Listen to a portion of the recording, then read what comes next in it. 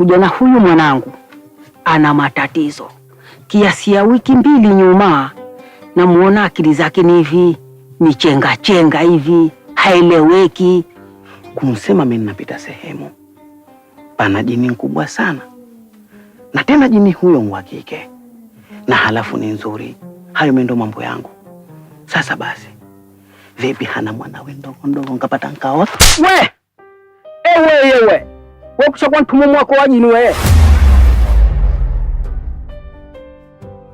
Unishinda kidogo tu ujanja, lakini ujue na mimi nimo.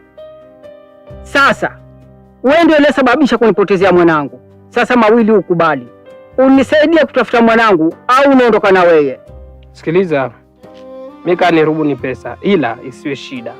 Cha muhimu ni kumpata mwanao. Mimi niko tayari kukusaidia kumpata mwanao. Kwanza kwenye suala la kufa hapo nyamaza.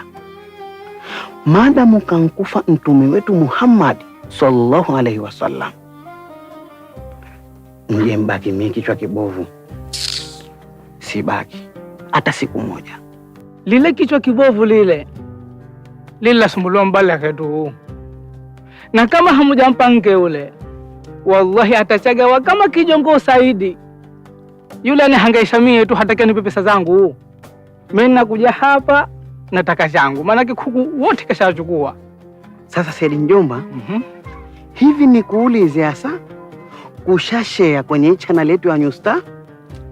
Kichwa hasa una vitu. Je, wewe kusha subscribe? Mie mpaka lile kengele tayari nisharibonyeza. Huyu Mbirimbi je? Mbirimbi bado. Na si Mbirimbi pekee, na mpaka Selemani naye bado. Nakwambia Selemani ana tabu. Na ule tuangalie hapo. Bado hajashare. Sasa basi cha kufanya hapo, wanaotuangalia wafanye nini? Wasubscribe na kushare. Ndio. Na comment wasisahau. Na company kwa wingi.